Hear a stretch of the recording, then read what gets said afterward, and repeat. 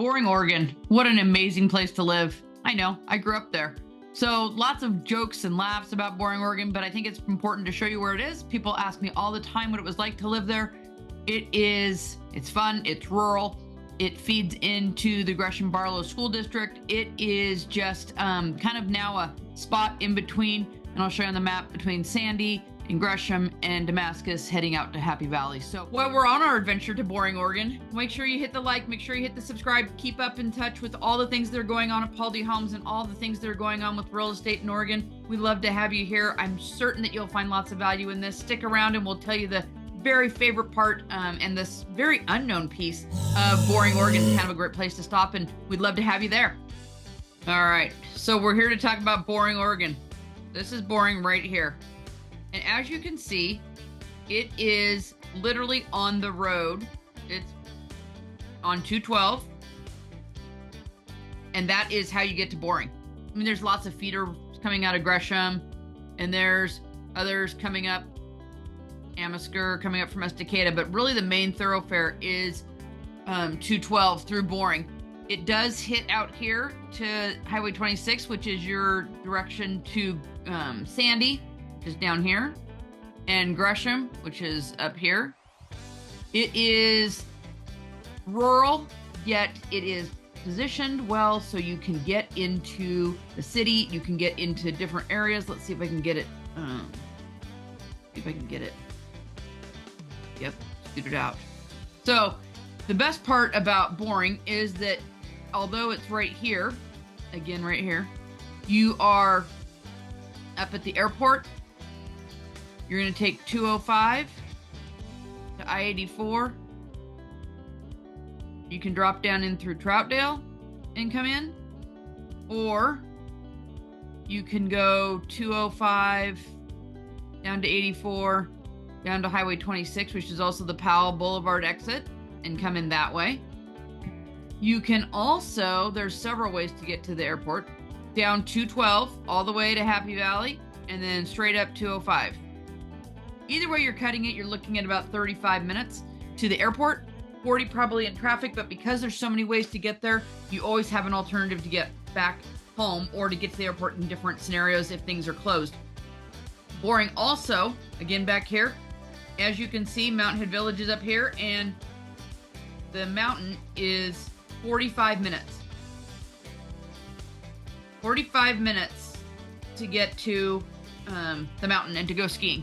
So that's awesome. People love that. People love going up and doing that in the winter, going to Timberline Lodge and hanging out, having a drink and going skiing.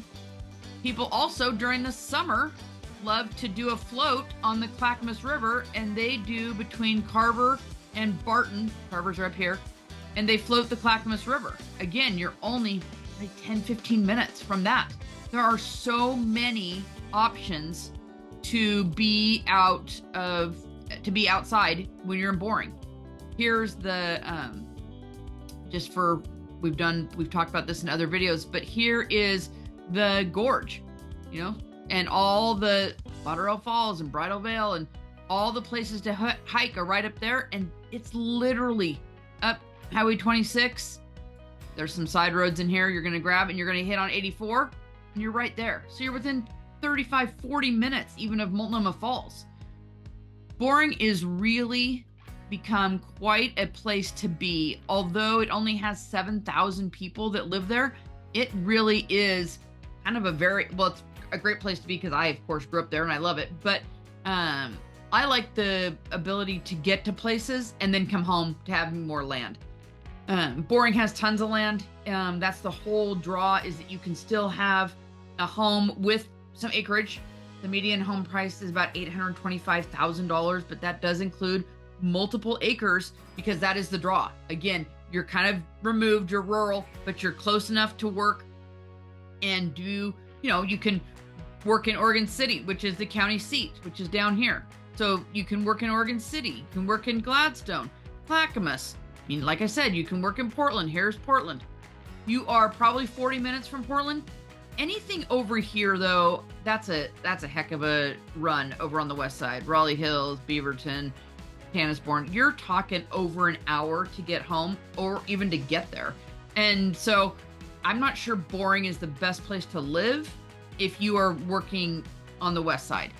South County, anything over here, anything Multnomah County, you're able to be there and your drive is not horrible and you can still get to where you need to be in a timely manner. Boring is, again, right here. You have hospitals that are Sunnyside Kaiser. You have Oregon City Providence. You have Big Prov downtown. And then you have Mount Hood out here. Mount Hood Hospital out here. So you're definitely connected to lots of areas and you can definitely get to where you need to be.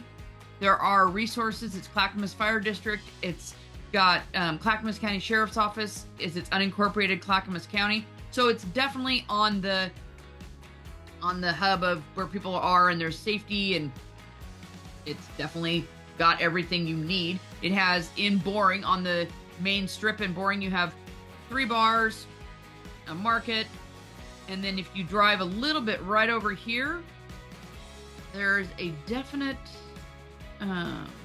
let's see if they, the North American Bigfoot Center. We're going to come back to that, but that's super cool. There's also 2 golf courses in Boring. Mountain View Golf Course is right here. And then they have a littler one. I'm not sure if it'll come up at all.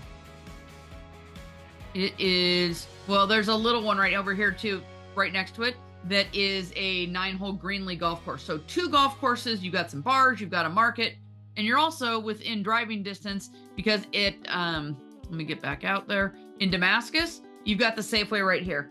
So you're, again, rural, but you're connected, and you're only like 25 minutes away from any Target. I love that. So, Boring, Oregon. Like I said, medium home prices, $825. Not very many people. I'm talking 7,000 people. And the school district it runs into is Gresham Barlow. So, again, great school district. Lots of positives to live in Boring. The price is a little bit pricey, and there's not a whole lot of options out there right now. I just looked, and there's only 2 homes for sale, or 2 properties for sale. One that's a 5-bedroom, 2-bath, 1,789 square feet, and it's running at $649. And then you have another one that's 100 acres, just a piece of land, 100 acres, and it's running at $1.4 million. So not a lot of opportunity right now in Boring, but that kind of ebbs and flows with the market and with the time of year. So we'd love to see you in Boring. Let's go talk about the North American Bigfoot Center. Love this place. It's a little hidden place out off of, it used to be Heidi's Swiss Village for those of us that have lived there a long time. But now it is, like I said, the North American Bigfoot Center. It is the place to be if you are interested in Bigfoot or you just want to stop on the way to the mountain or on the way home from the mountain. You can go in, you can see all sorts of pictures. You can talk about Bigfoot. They have all sorts of memorabilia and all sorts of swag. And the best part is also if you go here, you can go to, I wonder if they have the sit and sip there. There is a new restaurant, kind of a charcuterie, wine, sit and sip is what it's called, from Country Coffee. And it is a great place to just kick your feet back, enjoy your time there. And this is all in one stop. So it's a great place right off of Highway 26, right off of this turnaround. You go straight in and it's right there. The North American Bigfoot Center. Don't miss it. Boring, Oregon. We're not boring. We just have a lot of hidden gems over here.